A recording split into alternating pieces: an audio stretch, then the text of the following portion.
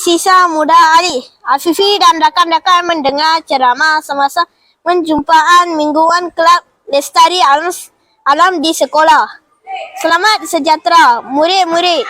Saya akan menyampaikan ceramah tentang Sisa Muda Ali. Banyak maklumat akan saya kongsikan dengan kamu. Program ini adalah untuk memberi kita kesedaran tentang kepentingan pelupusan Sisa Muda Ali secara mesra alam. Telefon bimbit, telefon pintar, tablet dan aksesorinya perlu dikitar semula dengan cara yang betul. Sisa Muda Ali ini perlu kita serahkan kepada pengumpul. Selain itu, kita juga digalakkan untuk membaik pulih peranti muda Ali secara selamat. Dengan amalan ini, aktiviti perlombongan bahan baharu dapat kita kurangkan. Komponen berbahaya yang boleh menjejaskan kesihatan akan terhindar. Kita perlu berazam untuk menjaga alam sekitar bagi mengelakkan pencemaran. Buletin SK Seri Damai, tokoh mulik inspirasi amalan kebiasaan baru oleh Aiman Hamidon semasa tempoh Perintah Kawalan Pergerakan PKP akibat penularan wabak COVID-19 memberikan inspirasi kepada murid lain. Dia sangat mengutamakan kesihatan dan keselamatan diri. Dia mematuhi saranan kerajaan untuk terus kekal di rumah dan menggamalkan kebersihan diri. Aiman juga tidak mengabaikan pembelajaran. Dia mematuhi jadual pembelajaran secara atas dalam talian oleh gurunya. Dia turut membantu rakannya yang tiada kemudahan internet. Dia juga amat prihatin dengan keluarganya yang terjejas akibat PKP. Dia membantu ibu bapanya membungkus barangan makanan untuk digigihkan kepada golongan yang memerlukan. Terima kasih. Hak kanak-kanak. Menurut Akta Kanak-kanak 2001, kanak-kanak didefinisikan sebagai individu yang berumur di bawah 18 tahun. Hak kanak-kanak pula ialah hak-hak yang telah disenaraikan dalam Konvensyen mengenai hak kanak-kanak. Hak kanak-kanak yang pertama ialah kehidupan. Setiap kanak-kanak berhak diberi keperluan asas seperti tempat tinggal dan makanan. Persekitaran yang positif, harmoni dan penyayang perlulah diwujudkan bagi memastikan kanak-kanak dapat membesar dengan baiknya. Selain itu, kanak-kanak juga berhak untuk berkembang. Hak ini merujuk keperluan pendidikan, bermain dan menyuarakan pendapat. Hak ini akan memberikan kesan kepada perkembangan minda, jasmani dan emosi kanak-kanak. Mereka akan lebih bersedia dengan segala cabaran dalam kehidupan, khususnya dalam dunia digital sekarang. Di samping itu, kanak-kanak juga perlu diberi perlindungan daripada sebarang perkara yang berbahaya. Kanak-kanak tidak seharusnya dijadikan mangsa kepada sesuatu masalah. Mereka juga tidak sepatutnya didiskriminasi hanya kerana perbezaan yang terdapat pada mereka. Jika ada salah laku terhadap kanak-kanak, pihak berwajib harus campur tangan untuk melindungi mereka melalui peruntukan undang-undang. Akhir sekali, kanak-kanak perlu mendapat hak pelibatan. Mereka perlu mengambil bahagian dalam hak ehwal dan pembesaran mereka. Contohnya, mereka ingin mendapatkan sesuatu barangan, sekiranya difikirkan sesuai, ibu bapa bolehlah menyediakan barangan tersebut. Kanak-kanak juga perlu dididik untuk berbuat baik dan bertoleransi dengan anggota masyarakat. Selamat sejahtera murid-murid, saya akan menyampaikan ceramah tentang Sisa Muda Ali. Banyak maklumat akan saya kongsikan dengan kamu.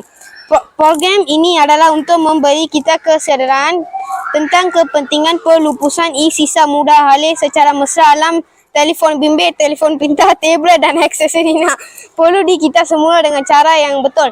Sisa Muda Ali ini perlu kita serahkan kepada pengumpul. Selain itu, kita juga digalakkan untuk membaik pulih peranti muda Ali secara selamat.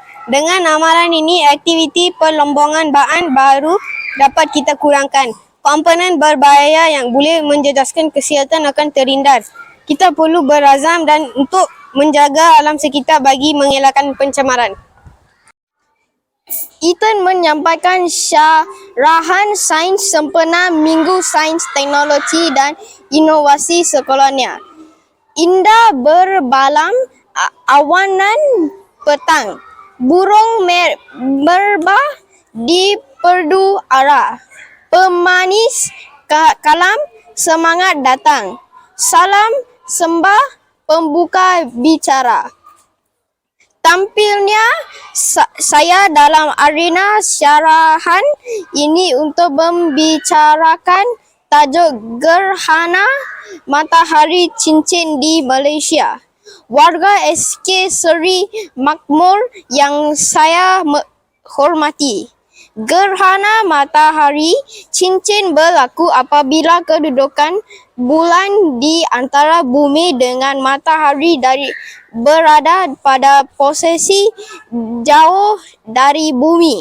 Oleh itu, saiz bulan yang dilihat hari bumi sedikit kecil dan tidak dapat menutupi keseluruhan piring matahari. Dianggarkan 94.09% permukaan matahari yang akan diliputi oleh bulan ketika fasa kemuncakan gerhana matahari cincin.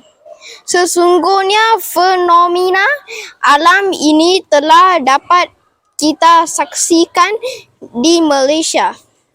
Misalnya di Tanjung Piai, Johor dan Serian serta Sermahrahan, Sarawak. Namun, begitu fenomena ini tidak boleh dilihat langsung dengan mata kasar kerana di sinar terus matahari sangat terang dan berbahaya. Oleh itu, cermin mata khas diperlukan. Gerhana matahari cincin telah menyebabkan fenomena air pasang besar di pantai barat dan perubahan keadaan terong pada siang hari kepada keadaan gelap seperti senja. Berdasarkan hujah dan fakta,